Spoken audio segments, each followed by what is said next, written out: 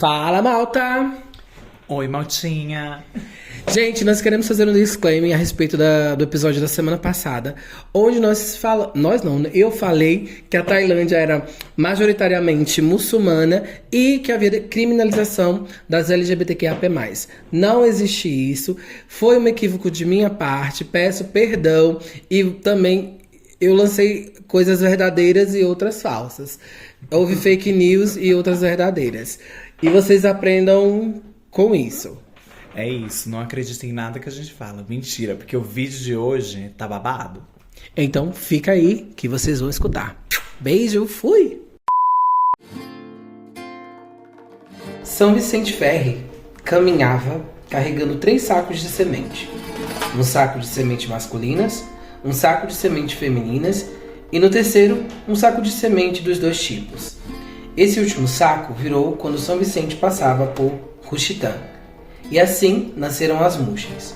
Nem homem, nem mulheres, mas os 2. Eu sou a Cara Pietra. E eu sou o Fê Maceno. E hoje nós vamos falar sobre as Muxes. As Muxes são pessoas que nasceram com o aparelho genital masculino, mas que se comportam como mulheres de acordo com as normas sociais.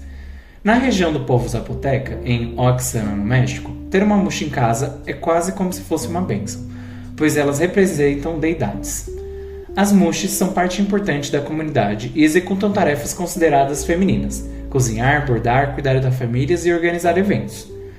Mesmo a Igreja Católica reconhece a vivência dessas mulheres do terceiro gênero e da sua inserção na comunidade. Todos os anos acontece a Festa da Vela, onde se celebra uma cerimônia religiosa em sua homenagem. Depois elas desfilam pelas ruas com as velas e no final uma rainha coroada. E elas representam um papel de manutenção da cultura tradicional zapoteca. E amiga, não sei se você sabe que essa festa ela acontece durante 3 dias e é sempre na terceira semana de novembro. Arrasou. E o que acontece nesses dias?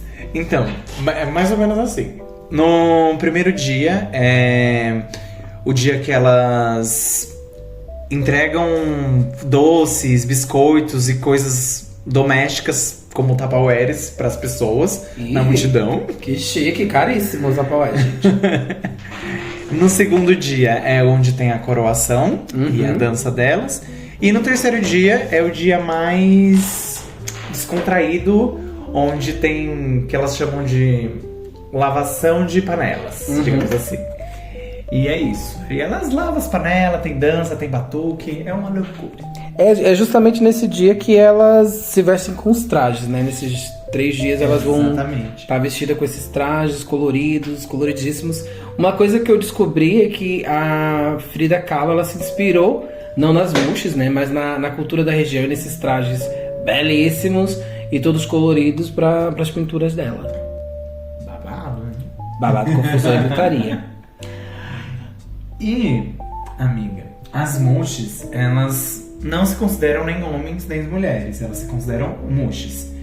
E então elas desempenham esse papel mais não binário e elas se expressam como as 2 formas. E suas raízes estão mais ligadas aos indígenas da região do Istmo de Teachupec. Teotihuacan. Teotihuacan. É babado ele falar esse negócio assim. Eu estudei essa parte também. Mesmo homens cis que se atraem pelas Muxes não são mal vistos, naquela região pelo menos, eles não são mal vistos pela sociedade, né? E ele tem os nomes de Maiates. Só que você tinha falado pra mim, quando a gente tava batendo um papo antes daqui, que esse termo ele é um termo pejorativo. Fala um pouquinho mais pra nós sobre isso. Então, quando eu tava pesquisando, eu vi que esse termo ele é como se fosse besouros de esterco. Então são para homens que ficam várias vezes com mulheres, com moachas. Oxa! Com as Muxes. Com as Muxes. A gente pode falar Muxes também, que é o correto, né?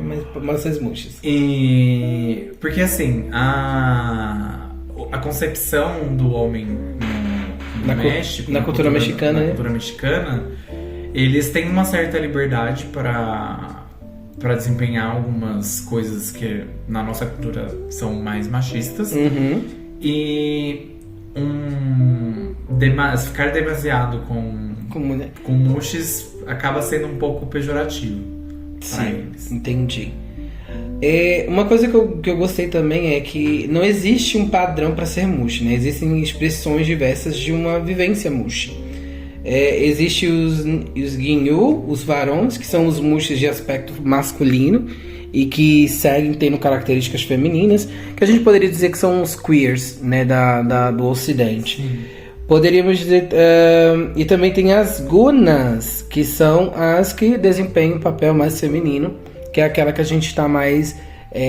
quando a gente fala mushi, a gente associa mais. Que são aquelas que desempenham papéis femininos, se maquiam, se vestem como mulheres e tudo isso. Então, trazendo assim pro debulhar dos milhos, os Yangi... Deixa eu ver de novo o nome... Os Ginyu e os Varão são os homens gays, mais afeminadinhos, mais garotos, mais pimpolhas.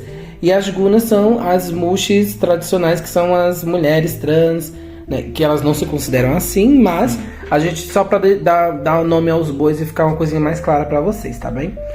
É que eu acho que traduzindo pra nossa cultura, o termo mushi acaba sendo um termo bem guarda-chuva, assim como o termo queer. Então, Sim. engloba várias vivências diferentes. Sim. Mas elas se entendem como um terceiro gênero, elas não se identificam não necessariamente com o gênero masculino nem com o gênero feminino, né? Inclusive, os varões e os Nyogiyu, menina, isso aqui é babado pra falar, viu? Nossa senhora! Eles são mushis, mas eles vão desempenhar papéis masculinos dentro da sociedade, tanto na agricultura como no comércio. E já as mushis, como a gente já falou, desempenham os papéis mais femininos. Então, isso que é também uma grande questão, né?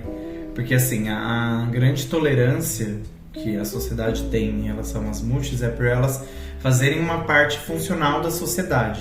Porque eles entendem os papéis sociais como as definições... o papel social vem antes da definição de gênero e de sexualidade. Sim. Uhum. Então, um homem hétero, ele pode ficar com outros homens e pra eles ele continua sendo hétero a partir do pressuposto que ele é ativo nas relações sexuais. Sim. E um homem só é considerado gay se ele for passivo. Então, assim, a aceitação das mushis vem muito também desse mesmo caminho.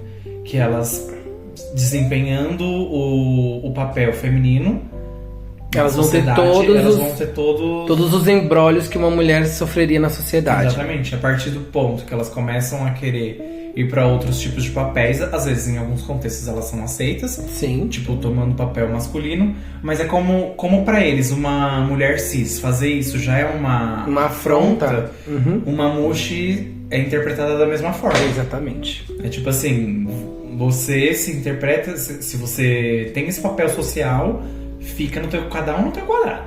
É o fundamentalismo do machismo e do patriarcado, né? Exatamente. Onde os homens, eles precisam... Todos os lugares de poder é executado por homens e os outros de poder médio ou até baixo são executados por mulheres. Porque também tem a coisa do matriarcado, das mulheres, né, serem as donas, as grandes... governantes dentro dos seus lares, mas não no contexto governamental, político e social. Exatamente. Tanto é que para elas, para as mulheres mexicanas e para as mushis, tudo que elas fazem no papel social delas é incontestável. Sim. Um homem não tem o direito de interferir. Só que os homens que ocupam os papéis políticos e a mulher não pode aceder a esse papel. E mesmo que uma mulher ou uma mushi hoje no México tenha uma parte financeira, ela consiga trabalhar, ainda assim ela não consegue se emancipar tão facilmente de ter uma dependência de um homem. E às vezes ela também não quer. Sim. É basicamente uma cidadã de segunda linha, né? Exatamente. Entendi. Tanto é que muitas mães acolhem as mushis, né? Por conta disso. De, tipo assim, vai ter mais uma pessoa no contexto familiar que vai estar ali ajudando ela. As mushis têm algumas questões com relacionamento de nem sempre necessitarem de um relacionamento pro resto da vida, elas preferem realmente desempenhar o seu papel como uma Cuidadoras, pessoa cuidadora da família. Então, para uma mãe ter ali, saber que sempre vai ter essa parceria, Sim. é importante. E às vezes até existe uma certa, em alguns estudos, influência da parte materna, de quando vê que o filho ou a filha ali não tá sabe mais muito açucradinho. bem. Já falam, será que você não é mushi? Bicha, você é mushi. Você é mushi. Você, eu acho que daqui, de nós 4, você é a mais mushi de todas. Mais mushi. Mushi. Eu entendo esses papéis que é como se, tipo, olha, vamos te aceitar e você, em contraponto, cuida da sua mãe e do seu pai quando eles estiverem mais velhinhos, sabe?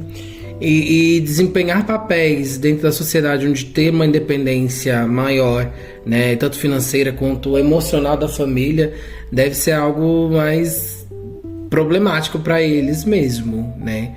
Eu percebo que pelo menos nos vídeos que eu vi, nos artigos que eu li, nos documentários, né, muitas delas têm essa vivência de sim, eu entendo, meu propósito é isso que eu quero fazer, mas tem outras, não, eu quero sair, eu quero ser político, eu quero ser advogado, eu quero ter um papel fora disso, sabe?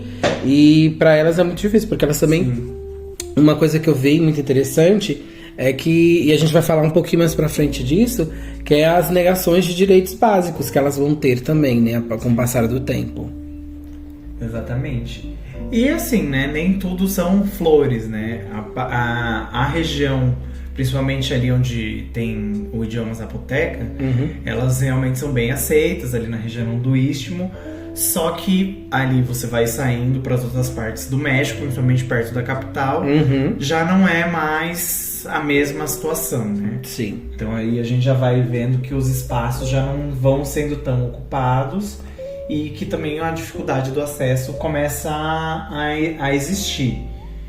E tanto é essa dificuldade na hora de desenvolver as suas carreiras e tal, que é diferente de quando elas executam isso dentro da comunidade. Basicamente é quando elas saem da bolha, né? Eu acho que a gente tem isso na nossa, por exemplo, quando a gente tem um monte de gay, todo mundo reunido. Ai, mas eu nunca sofri preconceito. Ai, mas pra mim é de boa. E aí você vê que a pessoa tá dentro de uma bolha, uma esfera que, tipo, ela não vai sofrer preconceito, porque ela tá numa esfera específica. Mas quando ela sai daquele mundinho perfeito dela, ela acaba tendo que lidar com os outros, né? E a não aceitação de outras pessoas. E como a gente já tinha falado, o México, ele é um país extremamente machista, extremamente patriarcal e não podemos esquecer, extremamente religioso. Então tudo aquilo que é fora o que me deixa mais puta nas minhas calças nós temos no sul do México, na região do Istmo, a Igreja Católica fazendo missa em homenagem às muxes, fazendo um festival, uma coisa toda religiosa, né, com o apoio da Igreja Católica. E aí quando você vai pro resto do país, você vê tipo assim, não, nós não aceitamos. Exato. Então, gente, como a Igreja Católica, ela sabe, nem toda igreja católica, mas sempre uma igreja católica, sabe? É muito doido isso, gente. Eu não consigo entender como... Bem, para ela sobreviver até esses anos, ela precisou se modificar, né? Sim. E é muito engraçado que um dos documentários que a gente tava vendo, até tem uma hora que tem uma entrevista com um padre ali da região, e que ele fala, né, que as pessoas muxes são sempre bem-vindas e que não existe essa necessidade de catequização. Que, tipo assim como qualquer outra pessoa, ele quer ensinar o que Deus ensina, sabe? O amor, a benevolência, a caridade. E é isso que ele prega nas missas dele, e por isso que, assim, ele quer que elas vão. Não porque ele quer mudar elas em si, né? O pensamento delas, as vivências. Ele quer que elas estejam mais próximas de Deus, porque ali é um lugar pra você buscar a proximidade de Deus. E aí daí você sai dali e você já vem. Aí você fala assim, mas ele só... Não, é só nessa região que que elas podem encontrar Deus. Deus só vai te amar aqui. Você tem que morar nessa região pra Deus te amar, sabe? É muito doido isso, eu acho muito louco. E a gente já tinha falado isso na última semana, né? Sobre como a Igreja Católica ela se molda, né?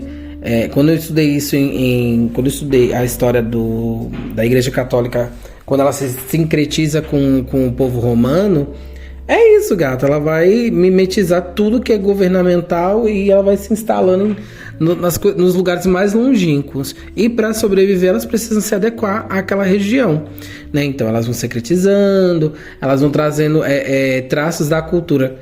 A igreja sempre fez isso. E os pagões... O próprio solstício de verão, que é o São João hoje em dia, né? Que eles fazem...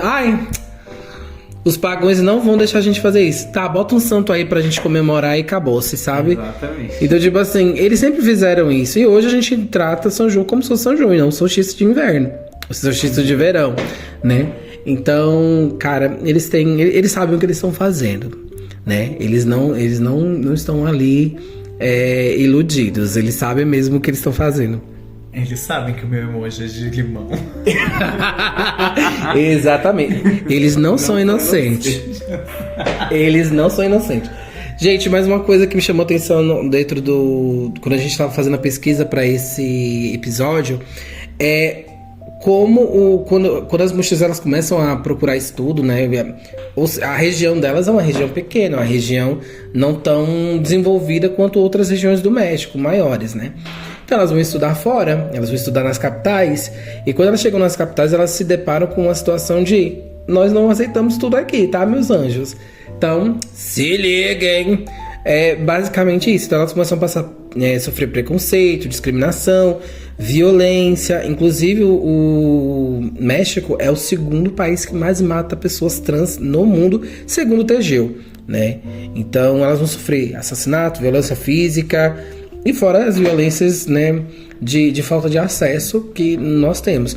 Inclusive eu vi em um dos documentários que a gente viu, né, que o carinha fala lá que muitas meninas muxes, elas se reconhecem na adolescência, né, como muxes, só que a escola já avisa que se elas vierem vestidas de mulher, elas não podem continuar estudando. Ou seja, pessoas divergentes da cultura heteronormativa, elas vão ser expurgadas de centros de ensino, né? E aí e aí a gente pode até, né, criar um paralelo com as vivências de mulheres trans ao redor do mundo. Como você vai cobrar que mulheres trans tenham um poder, um acesso a coisas, né, a uma vida mais tranquila, a uma vida de não prostituição, quando você expurga todas essas mulheres do ensino acadêmico, sabe? Do ensino básico, inclusive. Então, tipo, se eu vou pra escola e a escola é um inferno pra mim lidar, eu não vou mais pra escola, sabe? Eu vou pro lugar onde eu sou aceito, onde eu sou feliz. E claro, existem pessoas que vão se manter e vão, né, se forçar a escutar de tudo, mas porque tem um objetivo fixo. Mas a maioria das pessoas não são assim, né? E a negação de direitos básicos, né? Até mesmo de nomes, que elas também, muitas delas assumem o nome feminino, mas elas não têm isso em documentação. O acesso à saúde não é personalizado para uma mulher muxa, como também não é hoje em dia, né? Na maioria dos lugares não é personalizado para uma mulher trans. Exatamente. Né? Então, tipo assim, é complexo, mas é preciso ser debatido a respeito. Exato.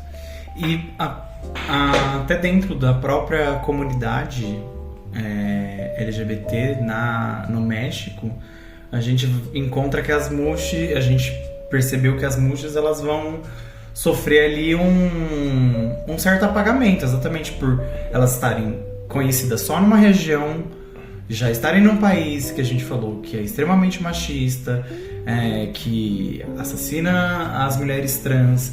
Então elas ainda que estão num contexto onde elas não têm direitos políticos reconhecidos, elas meio que não existem para a sociedade. Uhum. Ali é como se fosse um contexto realmente uma festa de uma região, entendeu? Uhum. Como tem os caretos aqui em Portugal. São os exóticos, as exóticas. E E aí é até difícil pra elas terem esse próprio reconhecimento dentro da comunidade. Porque assim, se você chega e fala, olha, eu sou um terceiro gênero. Aí pronto, então você não é travesti, você não é gay, você é... Nós não podemos te abraçar, então. O que é você, então? O que eu vou fazer com a sua existência? Então aí tem um grande espaço, né? Onde... Uma lacuna. Onde essas pessoas vão estar inseridas e ser acolhidas, né? Porque assim, elas são acolhidas dentro da comunidade delas, seguindo o que elas têm que seguir. Exato. E aí vai sendo um pouco diferente. Por exemplo, geralmente as mulheres murchas, elas se relacionam só com homens heterossexuais, não com homens gays. E quase nunca com mulheres. Sim. Então, se você foge muito desse padrão, se você é uma pessoa murcha, que, sei lá, realmente se apaixona por um homem gay passivo, uma mulher... Ou um homem hétero passivo também. Um homem hétero passivo. É que dá pra eles o ativo e o passivo definem se você é gay ou não, entendeu? Ah, tá. Então, um hétero passivo... Não, mas aí como eles estão lidando com mushes, eles não seriam mushes, né?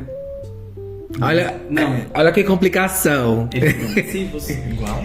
Não, mas aí é que tá, tipo, porque as mushes, elas têm características específicas, né? É o feminino. É o ter características femininas. Não necessariamente. Nem todas. Qual? Porque agora eu fiquei confusa. Porque os gays e os varões também eles desempenham papéis masculinos, mas eles têm traços femininos.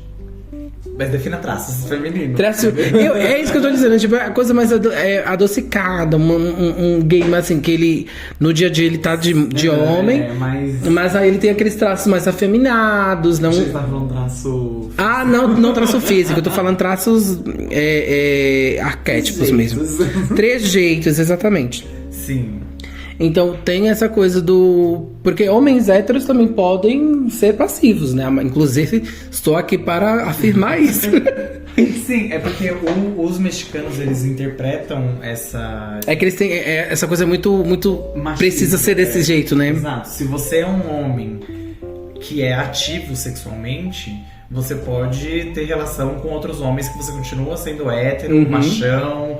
Abravurado. É só uma broderagem com os parceiros. Nada demais. Depois do fute. Acontece com todos. Agora, se você já dá ali seu brioquinho, você já...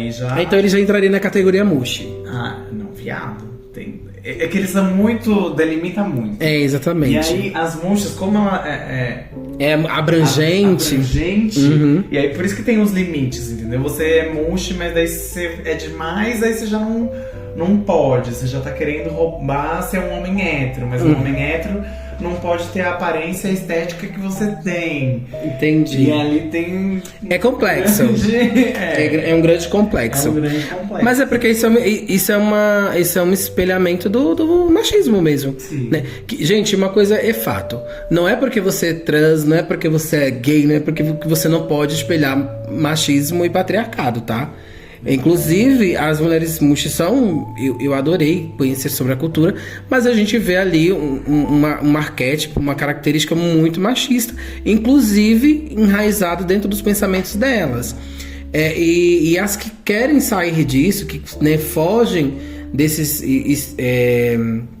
dessas características tão delimitantes, elas não são bem vistas dentro da sociedade, né?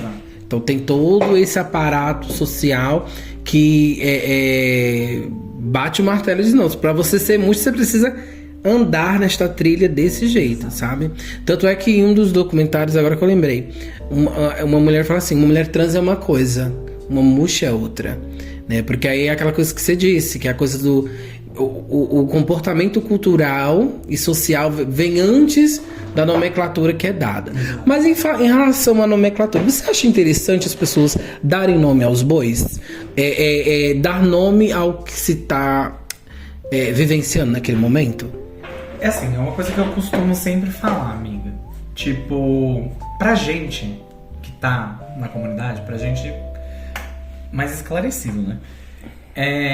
Eu acho que a gente entende que as coisas são mais fluídas e tem muito mais camadas do que... Preto no branco. Preto no branco. Do que... Bom, questão de gênero, daí eu já não... Eu só posso falar da minha vivência, né? Mas a questão da sexualidade em si, eu entendo ela perfeitamente como uma coisa muito fluida e imutável ao longo do tempo, assim como a gente. Assim como a gente não é o mesmo de anos atrás e você daqui pra 10 anos. Mas, pra gente ter direitos, a gente precisa existir institucionalmente. E pra gente existir, a gente precisa de nome, precisa de caixinhas, para as pessoas entenderem que a gente existe, entenderem as necessidades que a gente precisa, as necessidades individuais que a gente vai precisar, que um menino gay branco, um menino gay negro, uma mulher trans branca, uma mulher trans negra, e assim, tem necessidades e acessos diferentes. Sim. Como é que fala? Esqueci a palavra que eu usava. E acessos diferentes. Sim, tem privilégios diferentes. Sim, são privilégios e eles partem de outro lugar. Eu tinha muita aversão a essa coisa do eu não quero dar nome aos bois, a vida é o que é. Só que hoje, depois de estudar política e depois de passar por, né, ler muitos artigos em relação à diversidade de gênero, pessoas transgênero, gênero como um objeto de estudo de fato, é importante sim a gente dar nome para essas coisas, né? Como você falou, para que se crie políticas públicas, a gente precisa dar nome aos bois. Para que o racismo exista, a gente precisa dar nome ao racismo, identificar quais são as características, quais são os comportamentos que definem o que é aquilo, né? Porque senão a gente não tem política pública, a gente não tem enfrentamento, a gente não tem debates na sociedade e não tem evolução, né? Não, é mais fácil você só se abster, né? Tipo, isso não existe, ou eu nem sei direito o que é, então eu não preciso me preocupar com isso, né? E eu vejo isso, tipo, independente da pauta, sabe? Quando a gente tem necessidades de políticas públicas para diversas coisas, né? Porque a gente vive em sociedade. Só que, tipo assim, se você se abstém de ter que se preocupar com aquilo, eu não gosto de política, eu não quero saber, eu não entendo direito, é muito nome, LGBT, alfabeto inteiro. Me irrita quando as pessoas fazem essa piada. Eu entendo, mas me irrita um pouco, porque, tipo, tem um propósito pra isso, entendeu? E você, como um cidadão, não é só, foda-se, sabe? Tipo, eu, por exemplo, como engenheiro ambiental, às vezes eu fico muito de cara com as pessoas que não se preocupam olha a carteirada. Em jogar em fazer a separação do lixo. Porque, tipo assim, e às vezes, eu já fui uma vez num congresso na faculdade. E era um congresso, tipo, de humanas total, né? E todo mundo, nossa, direitos, blá, blá, blá, blá, blá. E a pessoa não joga nem o lixo no lugar certo. Exatamente. E aí, você via a galera causando lá, aquele negócio, um pardieiro, uma sujeirada. E quem que tava lá limpando? Era uma mulher preta. Entendeu? E aí eu fico, porra, mano. As brancas reclamando direito. Tipo, a tiazinha tentando desentupir o banheiro que vocês entupiram com papel higiênico, sabe? Só porque sim. E aí eu fico tipo, poxa, não é se abster. Pronto, eu já devaguei demais. Eu acabei indo com um caminho que não era pra Não ir. tem problema, a gente tá aqui pra escutar as reclamações de uma gay branca, com certeza. Mas eu acho que a questão era mais essa, do tipo assim, sim, a gente não pode se abster das coisas só porque você não gosta. Eu acho que tem coisas que a gente, pelo menos, ali, sabe, o essencial. Mas a gente tem que ter uma preocupação, sabe? Porque essas coisas tocam a gente de uma maneira ou outra. Sim. Não, mas eu super concordo contigo em relação a isso, porque eu acho que as pessoas elas só param pra pensar quando o babado vai bater na bunda dela, sabe? Eu sempre falo isso, tipo, a gente só se movimenta enquanto sociedade quando as coisas vão bater na nossa bunda. Temos o exemplo agora da pele do estupro, né? Que foi o mais recente. Tá lá. As mulheres são brancas, evangélicas, todo mundo se degladiando entre si. Mas na hora que disseram assim, olha, mulheres que foram estupradas, elas não vão poder abortar, elas vão ter que lidar com a gravidez. Aí as mulheres se uniram. Por quê? Porque agora bateu na... Eu não tô falando aqui como... as mulheres nunca fizeram isso. Normalmente as mulheres são as que mais vão na frente, né? Só que, tipo, quando a gente tá falando sobre lutar por direitos, é muito complicado a gente ter uma unanimidade, porque muitas vezes são coisas que não batem na nossa bunda, sabe? Ai, por que eu vou lutar por direito das mulheres trans se eu sou uma gay branca padrão, sabe? Tipo... Mas no dia que falam assim, ai, o casamento homoafetivo vai acabar, as gays brancas se revoltam, como assim? Meu marido não vai ser meu marido e meus filhos não vão ser meus filhos, sabe? Tipo, aí você fica assim, tipo, cara, as mulheres trans estão sofrendo aí há décadas, sabe? E a gente foi as primeiras a lutar, a gente foi as primeiras a ir pra a linha de frente. E somos as últimas a receber os louros desse negócio. E quando a gente recebe um pouquinho, já querem tirar tudo de novo, sabe? E as gays, não, mas isso não me compete. Aí vem uma lésbica, não, mas eu tô nem aí, sabe? Ai, eu sou de direita mesmo. Ai, não é porque eu sou gay que eu tenho que ser sua amiga. Tipo, bicha, mas se a gente não se acolhe, quem é que vai acolher a gente, sabe? Por isso que eu me preocupo tanto e eu bato muito de frente quando eu tô falando sobre política com as pessoas, principalmente com LGBTQIA+, que eles falam pra mim, eu não gosto de política. Eu falo, bicha, você tem que gostar. Você está numa carcaça que você não pode simplesmente se dar o luxo de não gostar de política, sabe? Você pode não entender muito, você pode não ser tão militante, mas você precisa pelo menos se esforçar pra seguir uma pessoa que você... são pautas que eu concordo. E ali defender aquele ponto também. E também se politizar um pouquinho, estudar. É preciso estudar. Pelo menos tá centrado no que tá acontecendo, né? De onde vem, por que vem, o que eu posso... Onde isso me toca, onde não me toca. Exatamente. Exatamente por isso. Porque daí quando acontece alguma coisa de... vamos...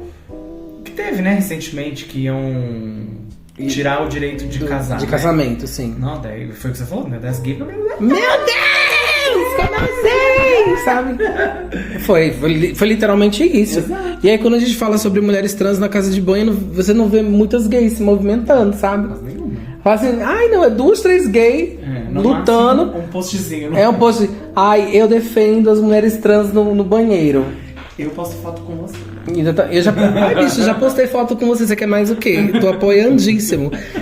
Mas é sobre isso, eu acho que a gente precisa entender que lutar não é só simplesmente postar uma bandeirinha lá, eu apoio tal coisa. É você realmente validar aquelas... Primeiro que você precisa entender. Pra você poder apoiar uma coisa, você precisa entender. Exato. Se você diz que apoia pessoas trans e você não sabe nem o que é uma pessoa cisgênero, nem uma pessoa trans, repense. Sabe? E é um convite, não é um julgamento, é um convite para que você faça isso. Porque nós estamos entrando numa era na sociedade que ou a gente luta pelos nossos direitos para mantê-los e expurgar de fato aquelas pessoas que querem nos expurgar, que eu acho que já não tem mais tempo da gente ficar assim, é paz e amor, tudo. A gente tenta ensinar. Se não quer ensinar, a gente vai pra barbaridade mesmo, né? E hoje em dia também com o chat GPT, que você quer aprender, dá uma pesquisadinha aí. Exatamente. Né, você não precisa nem ler um artigo inteiro, gente. Você vai lá assim, chat GPT, resuma o artigo tal, com os pontos fortes, os pontos altos e as concordâncias finais. Exato. Pronto. Ele te dá ali 30 frases, acabou. Você já leu todo um artigo. Sim. Tá vendo? Hoje em dia dá pra gente se politizar se a gente quiser, tá, gente? É importantíssimo. Mas já nos direcionando para o final desse episódio, de acordo com um artigo da Viviane Bottom, o nome dela é quase Bottom, né? A bicha é bem massiva. De acordo com um artigo da Viviane Bottom para a revista Ecopolítica, as mushes elas representam um modelo de resistência e adaptação cultural que desafia as normas binárias de gênero e como essas vivências fornecem insights perfeitos para entendermos o comportamento do gênero em uma cultura que não era europeia no pré-colonialismo, né? Então nós temos muitos povos ameríndios que tinham essa política não binária das coisas, né? Comportamentos de gêneros não binários, e que quando os europeus chegam, eles chegam barbarizando, lascando tudo, metendo tudo com areia, tá?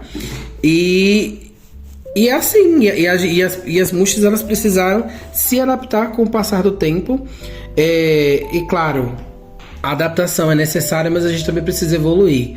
E quando a gente fala de evolução, a gente precisa entender também que essas pessoas precisam estar em lugares que antes não eram dado para elas, né? E elas precisam lutar. E essas lutas sempre vêm com resistência. Exato. E tanto é que a gente até teve dificuldade na hora de encontrar muita informação, porque é muito restrito, não é muito estudado ainda. Tipo, e quando é estudado, geralmente são pessoas de fora, porque pronto, o México, por ser um país que não investe em pessoas LGBTs, porque eles nitidamente não gostam. Eles não gostam, exatamente. Ele acaba que pessoas de fora vão pesquisar e vão escrever, e geralmente já é uma visão externa, enfim, envolve todo um outro rolê. Então até pra gente encontrar informação foi mais complexo, né? Não foi uma coisa tão, nossa, quanta coisa, não sei. Tipo, nossa, não sei nem por onde começar, não. Foi tipo assim, tem muitos documentários ou reportagens, né? Que inclusive a gente vai deixar aqui linkado para vocês na descrição do vídeo, para que vocês possam ver, para que vocês possam analisar. Mas realmente é muito difícil. E a maioria dos artigos que a gente encontrou vem de pessoas. E muitos deles falam das muxes com uma coisa assim, com um filtro muito... é tudo perfeito para as muxes, sabe? Elas são belíssimas, elas nasceram homens, mas se desempenham como mulheres, vestem saiões coloridos e a vida é maravilhosa para elas. Exatamente. Quando não é. Exatamente. Quando não é. Então... É isso, gente. Ser diferente de uma sociedade machista e que trata tudo aquilo que seja diferente como um tumor a ser estipado, precisa mesmo de muita flexibilidade e resiliência, não é? Exatamente. Hoje, há muitas mulheres e homens muxes que lutam por direitos e acessos, ativistas que veem necessidade de se organizarem politicamente para que seus corpos sejam respeitados e entendidos como parte do social, como sempre foram. Não como um corpo estranho que precisa ser eliminado. Não lutam por ter mais direitos que os outros. Lutam para que tenham os mesmos direitos que todos: saúde, estudos e qualidade de vida.